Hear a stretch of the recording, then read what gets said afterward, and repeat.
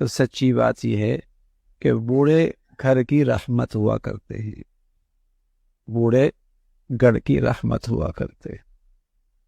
اور اللہ بوڑھوں میں نیکی دے دے تو پھر تو کیا ہی کہنے، پھر تو بہت بڑی دولت۔ اور اگر اس بوڑھے سے تعلق ماں اور باپ کا ہو تو پھر تو جنت ہے، جنت جنت، بزرگی مل سکتی ہے ان کی خدمت کرنے سے،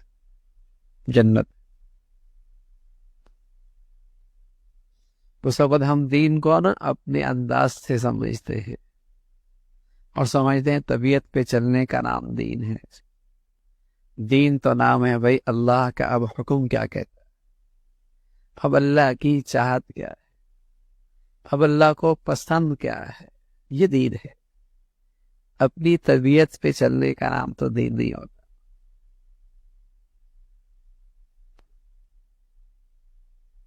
تو اللہ رب العزت ایسا موقع نصیب فرما، اس لیے تو اللہ کے نبی صلی اللہ علیہ وسلم فرمایا کرتے تھے وہ شخص تو برباد ہو گیا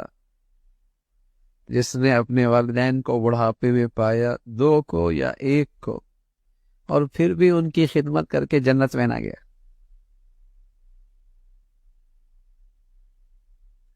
اچھا، یا نیک اور بد کا مسئلہ بھی نہیں ہے کہ نیک ہی ہو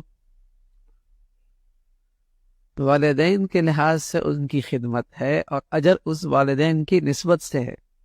عرض کر رہا ہوں نیک ہو تو اور ہی کیا کہنے، لیکن یہ جو ایک تعلق ہے والدین باپ کا اور ماں کا، یہ خود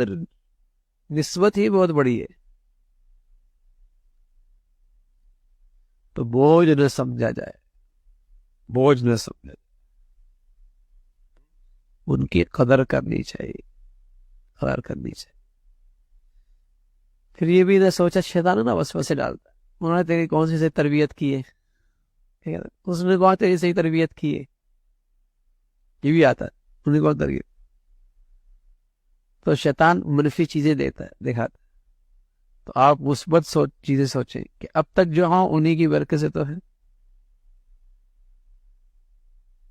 کمایا انہیں، کھلایا انہوں نے، ظاہری سبب تو وہی بنے، ان پسینہ ایک کیا، پڑھایا، یہاں تک پہنچایا، اور اگر آج دینداری بھی ہے تو ظاہر ہے میرے لیے آسانیاں پیدا کی، آج میرے لیے دین بننا آسان ہو گیا،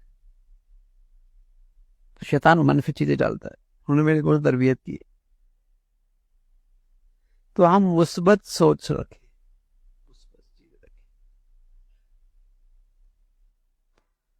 تو ماں باپ بوڑھے ہوں، کوئی بوڑھا گھر میں ہو، اس کی قدر کرنی چاہیے، اللہ کے ہاں میں اس کی بڑی قدر ہے، بڑی قدر ہے۔